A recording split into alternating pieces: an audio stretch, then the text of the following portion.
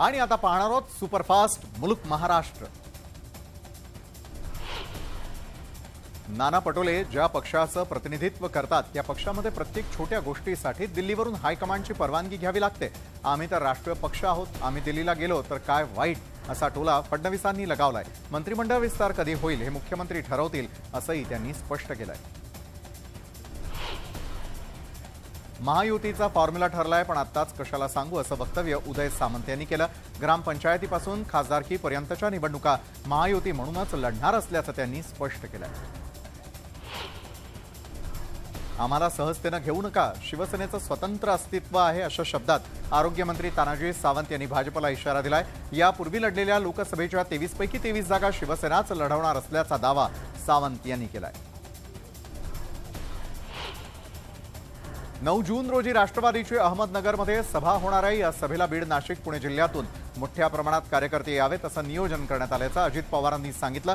14 जून रोजी मुंबईमध्ये आढावा बैठक होणार आहे। मतांची विभागणी होणार नाही अशा पद्धतीने निवडणूक लढली पाहिजे असं देखील ते म्हणाले। शिरूर लोकसभा मतदारसंघामध्ये राष्ट्रवादीचे उमेदवार अमोल कोल्हेच असणार आहेत। शरद पवारांनी यावर शिक्कामोर्तब केल्याची माहिती मिळते। पवारांनी भर सभेमध्ये कोल्हेंना निवडणूक लढण्याबाबत विचारलं आणि त्यांनी त्यावर होकार दिल्याची माहिती दिलीप लांडेंनी दिली आहे। भंडारा, मुंबईनंतर बुलडाण्यातही भावी मुख्यमंत्री म्हणून नाना पटोले यांचे बॅनर झळकले आहेत। खामगाव इथल्या टॉवर चौकात ही बॅनरबाजी करण्यात आली। या बॅनरची सध्या जोरात चर्चा सुरू आहे। महाविकास आघाडीमध्ये मुख्यमंत्री पदासाठी 25 दावेदार निघतील असा टोला चंद्रशेखर बावनकुळेंनी लगावलाय।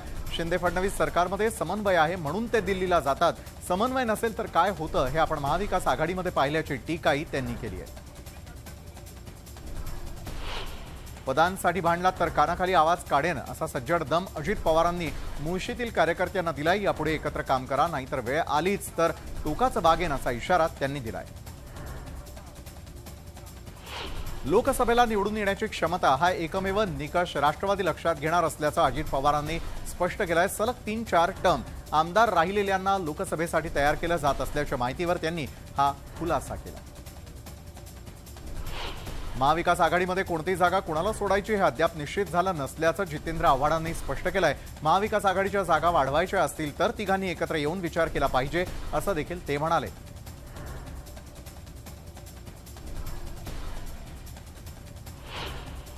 लोकशाहीमध्ये विरोधकांची भूमिका मोठी असून विरोधी नेता जर अपरिपक्व असेल तर तो देशाला बदनाम करण्याचा प्रयत्न करतो अशा शब्दात भाजपचे राष्ट्रीय महासचिव खासदार कैलास विजयवर्गीय यांनी काँग्रेस नेते राहुल गांधी यांच्यावर जोरदार टीका केली आहे।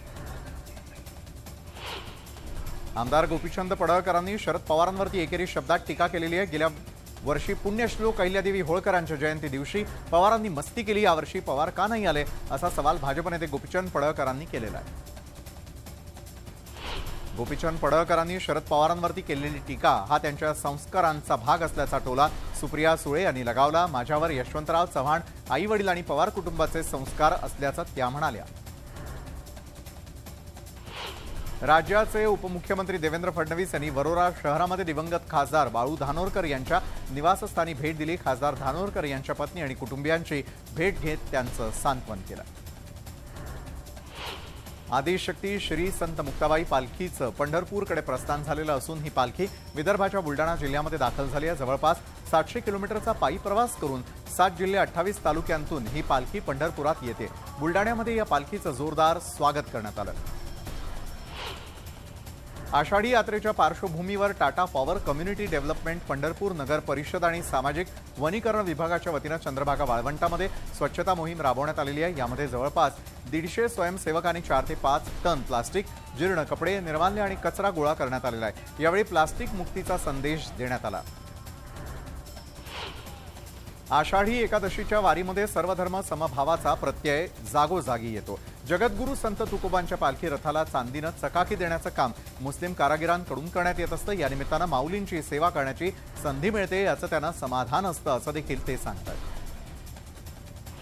कोल्हापूर जिल्ह्यामध्ये मोठ्या उत्साहामध्ये कर्नाटकी बेंदूर सण साजरा करण्यात आला। बैल मालकांनी मोठ्या हौशीनं सजवलेले बैल पंचगंगा घाटावरती आणलेले होते। त्यांना पाहण्यासाठी लोकांनी देखील मोठी गर्दी केलेली होती। यंदा पहिल्यांदाच कोल्हापूरच्या न्यू पॅलेसवर छत्रपती शिवरायांचा तारखेनुसार येणारा शिवराज्याभिषेक सोहळा साजरा होणार आहे। विशेष म्हणजे संभाजीराजे रायगडावरती शिवराज्याभिषेक सोहळा करत असताना त्यांचे लहान बंधू मालोजी राजेंनी या सोहळ्याचं आयोजन केलेलं आहे। आशिया खंडामधील श्रीमंत महापालिका अशी ओळख असलेली पिंपरी चिंचवड पालिका कर्ज घेणार आहे। कर्ज काढून शहरामधील तीनही नद्यांची स्वच्छता आणि सुशोभीकरण करण्यात येणार आहे आणि त्यासाठी म्युनिसिपल बॉन्डद्वारे कर्ज घेण्यात येणार आहे। जालना महानगरपालिकेसाठी स्वाभिमानी शेतकरी संघटनेकडून आक्षेप दाखल करण्यात आलाय। काही राजकीय नेत्यांच्या स्वार्थापोटी नगरपालिकेची महानगरपालिका करण्यात आलेली आहे। आम्हाला महापालिका नको तर पायाभूत सुविधा द्या। त्याचबरोबर महापालिकेसाठी जनसुनावणी घेण्याची मागणीही या आक्षेपात करण्यात आलेली आहे। अहमदनगरच्या फकीरवाडा इथल्या दर्ग्याच्या उरूसमध्ये औरंगजेबाचे फोटो नाचवण्यात आलेल्या एमआयएमचे शहराध्यक्ष हे फोटो हाती घेऊन नाचत असल्याचं दिसून आलंय। हा व्हिडिओ मोठ्या प्रमाणात व्हायरल होतोय। या प्रकरणी 4 जणांवरती गुन्हा दाखल करण्यात आलाय। अहमदनगरमध्ये उरुसाच्या संदल मिरवणुकीमध्ये औरंगजेबाचे पोस्टर हाती घेऊन नाचल्याचा प्रकार समोर आला। हे पोस्टर झळकावणारे देशद्रोही शिवद्रोही असून त्यांच्यावर गुन्हा दाखल व्हायला हवा अशी मागणी शिवसेनेच्या संजीव भोर पाटील यांनी केलेली आहे। बुलडाण्याच्या सिंदखेड राजा तालुक्यामध्ये एक मद्यधुंद ट्रॅक्टर चालक रस्त्यावरती नागरिकांच्या जीवाशी खेळ करताना पाहायला मिळाला।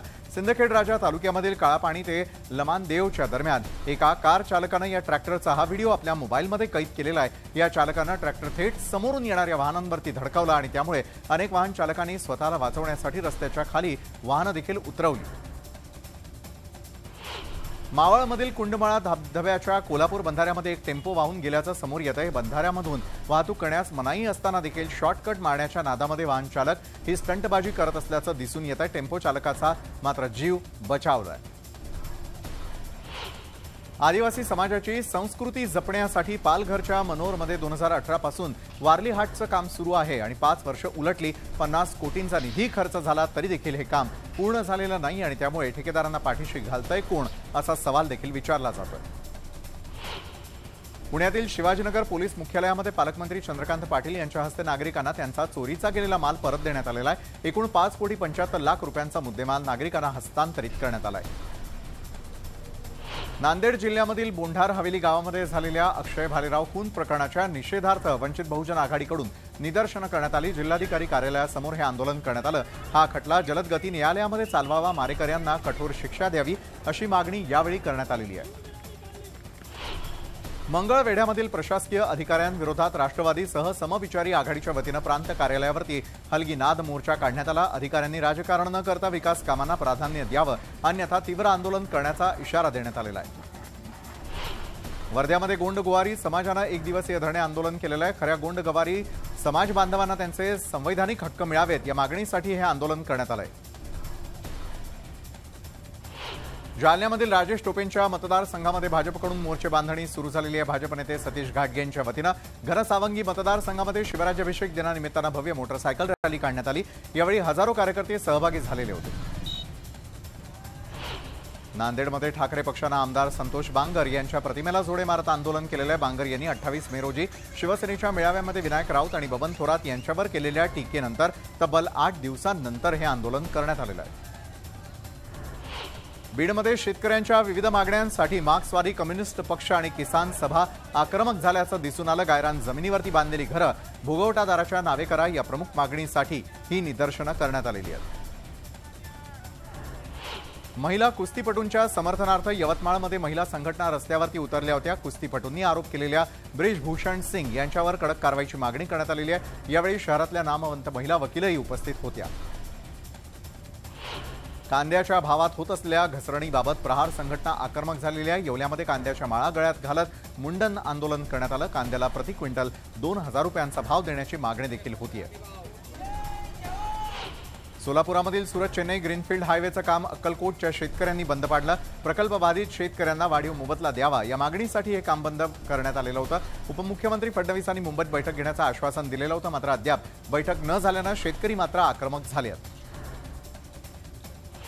अक्कलकोटच्या हक्काचं उजनीतील 2 टीएमसी पाणी मिळावं यासाठी उद्धव बाळासाहेब ठाकरे गटाच्या कार्यकर्त्यांनी रास्ता रोको केलेला। यावेळी पोलीस आणि आंदोलकांमध्ये बाचाबाची झाल्याचंही पाहायला मिळालं। राष्ट्रवादीचे नेते जितेंद्र आव्हाड यांच्या विरोधामध्ये नाशिकमधील सिंधी समाजाने आक्रमक भूमिका घेतली आहे। आव्हाड यांनी केलेल्या आक्षेपार्ह विधानावर कठोर कारवाई करत पोलिसांनी गुन्हा दाखल करावा अशी मागणी करण्यात आली। दंडाला काळ्या फिती बांधून आव्हानांचा निषेध करण्यात आलेला आहे। भुसावळ वीज निर्मिती केंद्राच्या प्रवेशद्वारावरती शेतकऱ्यांनी मरण दिन साजरा केलेला आहे। प्रकल्पग्रस्तांच्या भागामध्ये 24 तास वीज पुरवठा द्यावा असे आदेश असूनही दीपनगरमध्ये गेल्या महिनाभरापासून अनियमित वीज पुरवठा केला जातोय आणि या विरोधामध्ये गेल्या महिनाभर हे शेतकरी आंदोलन करतायत। सोलापूरच्या मोहोळ तालुक्याला वादळी वाऱ्यासह पावसाचा फटका बसलेला आहे। पाटकुल इथल्या केळीची बाग उद्ध्वस्त झालेली असून शेतकऱ्यांचं लाखो रुपयांचं नुकसान झालं। हातातोंडाशी आलेला घास हिरावला गेल्यानं शेतकरी मात्र हवालदिल झालेला आहे। वादळी वाऱ्यासह आलेल्या पावसानं केळी बाग कोलमडल्यानं शेतकऱ्यांचं मोठं नुकसान झालं। या केळी व्यापारी घेत नसल्यानं त्या जनावरांपुढे ती टाकण्याची वेळ आलेली आहे। पेरणी अवघ्या काही दिवसांवरती येऊन ठेपलेली असताना बाजारामध्ये महाबीजचं सोयाबीन बियाणं उपलब्ध नाहीये। जिल्ह्यामधील डीलर्सनी 39,840 क्विंटल बियाण्यांचे पैसे भरून बुकिंगही केलेलं आहे, मात्र केवळ 16,328 क्विंटल बियाणं पाठवण्यात आलेलं आहे आणि त्यामुळे शेतकऱ्यांना खासगी बियाणं विकत घ्यावं लागतंय। अकोल्यामधील फळ बाजाराच्या गोदामाला आग लागल्याचं समोर आलेलं आहे। यात लाखो रुपयांचं नुकसान झालं। शॉर्ट सर्किटनंही आग लागल्याची माहिती देखील मिळतेय। पोटच्या मुलानंच पोटामध्ये चाकू खुपसून बापाची हत्या केल्याचा धक्कादायक प्रकार लातूरच्या रेणुकानगरमध्ये घडला। आईला मारहाण करण्याच्या रागातून त्यानं हे टोकाचं पाऊल उचलल्याची माहिती मिळतेय। मुलाविरोधात आता गुन्हा दाखल करण्यात आलाय। बारामती शहरामधील प्रशासकीय भवनासमोर शेतकऱ्यांना आत्मदहनाचा प्रयत्न केल्याचं समोर येत आहे। रोहिदास जनार्दन माने असं या शेतकऱ्याचं नाव आहे। शेतजमिनीच्या वादातून न्याय मिळावा अशी त्याची मागणी असल्याची माहिती देखील मिळतेय। मावळमध्ये सासरी आलेल्या जावयाच्या हत्या प्रकरणामध्ये नवा ट्विस्ट आलेला आहे। ही हत्या अज्ञातांनी नव्हे तर त्याच्या पत्नीनंच केल्याचं समोर आलंय। पती सूरज काळभोर पत्नी अंकिताचं शारीरिक शोषण करत होता आणि त्याला कंटाळून तिनं हे टोकाचं पाऊल उचलल्याची माहिती मिळतेय। जालना इथल्या कृषी उत्पन्न बाजार समितीच्या हरभरा खरेदी केंद्राला भीषण आग लागलेली आहे। आगीवर नियंत्रण मिळवण्यात यश आलं असलं तरी देखील यात लाखो रुपयांचं नुकसान झालंय। नागपूरच्या रामटेक मार्गावरती दुचाकीवरून जात असताना भीषण अपघात झालेला आहे। टिप्परनं कट मारल्यानं काका पुतणीचा जागीच मृत्यू झाला तर एक जण गंभीररीत्या जखमी झाला असून जखमीवर शासकीय रुग्णालयामध्ये उपचार सुरू आहेत। लातूरमधील दयानंद कॉमर्स कॉलेजमध्ये कॅम्पस प्लेसमेंट्सद्वारे 16 विद्यार्थ्यांची फसवणूक झाल्याची घटना घडली आहे। नोकरीसाठी मुलाखती घेऊन एका खासगी कंपनीनं विद्यार्थ्यांकडून 35,000 रुपये घेऊन 2 महिन्यातच कामावरून काढून टाकल्याची घटना घडली आहे। त्याच्या निषेधार्थ विद्यार्थ्यांनी प्राचार्यांच्या केबिनसमोर ठिय्या आंदोलन केलं। जळगावमध्ये हिताची कंपनीचे कर्मचारी आणि काही दिवसांपासून कंपनीबाहेर आंदोलन करतायत। या आंदोलनादरम्यान एका कर्मचाऱ्याचा हृदयविकाराचा झटका आल्यानं मृत्यू झालाय तर कामावरून काढून टाकल्यानं कर्मचाऱ्याला हार्ट अटॅक आल्याचा कुटुंबियांचा आरोप असून मृतदेह ताब्यात न घेण्याचा इशारा कुटुंबियांनी दिलाय। वसई पूर्वेमधील गोथिवरे या संकुलामध्ये तरुणांच्या टोळक्यानं जीवघेणा हल्ला केलेला आहे। दांडे, ट्यूब लाईट्स आणि अनेक हत्यारं वापरत हा हल्ला केलेला असून यामध्ये एक पुरुष आणि महिला जखमी झालेल्या आहेत। ही घटना सीसीटीव्हीमध्ये कैद झालेली असून पीडित महिलांनी वाळीव पोलिसांकडे तक्रार केलेली आहे। दापोलीमध्ये जागतिक पर्यावरण दिनानिमित्तानं वृक्षवल्लींचा वाढदिवस साजरा करून वृक्ष संवर्धनाचा संदेश देण्यात आला। आम्रपाली ग्राम सहवास इथे हा कार्यक्रम पार पडलेला आहे। जागतिक पर्यावरण दिनानिमित्तानं बुलढाण्यामध्ये सायकल रॅली काढून पर्यावरण संरक्षणाचा संकल्प करण्यात आला। जिल्हाधिकारी भाग्यश्री विस्पुते यांच्या हस्ते हिरवा झेंडा दाखवून या रॅलीला सुरुवात करण्यात आलेली आहे। परभणी शहरामधील बेशिस्त वाहन चालकांना शिस्त लावण्यासाठी वाहतूक शाखेनं धडक कारवाईला सुरुवात केली आहे। महिनाभरामध्ये तब्बल 4,500 अधिक वाहनधारकांना दंड ठोठावण्यात आलेला आहे। यामध्ये 38 लाखांहून अधिकचा दंड वसूल करण्यात आला। मुंबई अहमदाबाद राष्ट्रीय महामार्गालगत गेल्या महिनाभरापूर्वी कारवाई केलेली अनधिकृत बांधकामं पुन्हा एकदा उभी राहायला सुरुवात झालेली आहे। त्यामुळे तहसीलदारांच्या कारवाईवरती प्रश्नचिन्ह निर्माण केलं जात आहे। हिंगोलीमध्ये जागतिक पर्यावरण दिनानिमित्तानं वनविभागाच्या वतीनं वृक्षारोपण आणि प्लास्टिक मुक्ती अभियान राबवण्यात आलेलं आहे। यावेळी वनपरिक्षेत्र अधिकाऱ्यांसह वनविभागाचे अधिकारी आणि कर्मचारी उपस्थित होते। अवघ्या काही दिवसांवरती आलेल्या पालखी सोहळ्यासाठी देहूमध्ये भाविकांची मांदियाळी जमा होती आहे। मात्र अद्यापही उन्हाचा कडाका असल्यानं हे भाविक इंद्रायणीमध्ये डुंबताना दिसत आहेत। शाहरुख खानचा मुलगा आर्यन खान दिग्दर्शित स्टारडम नावाची वेब सिरीज लवकरच प्रेक्षकांच्या भेटीला येणार आहे। आर्यन खानच्या स्टारडम वेब सिरीजमध्ये लक्ष्य लालवानी हा देखील पाहायला मिळणार आहे।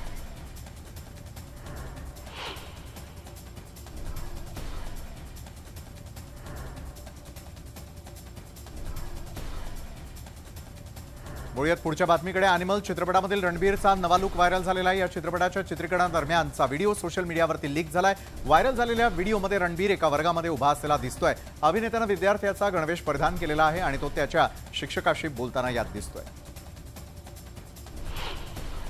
भूल भुलैया 2 नंतर कियारा आणि कार्तिकची जोडी पुन्हा एकदा मोठ्या पडद्यावरती धम्माल करायला सज्ज झालेली आहे। कियारा आडवाणी आणि कार्तिक आर्यन यांच्या सत्य प्रेम की कथा चित्रपटाचा ट्रेलर अखेर प्रदर्शित झालेला आहे। ट्रेलरमध्ये गाणी, कॉमेडी, रोमॅन्स आणि ॲक्शन या सर्व गोष्टी दाखवण्यात आलेल्या आहेत। त्यामुळे चित्रपटाबाबतची उत्सुकता वाढलेली आहे।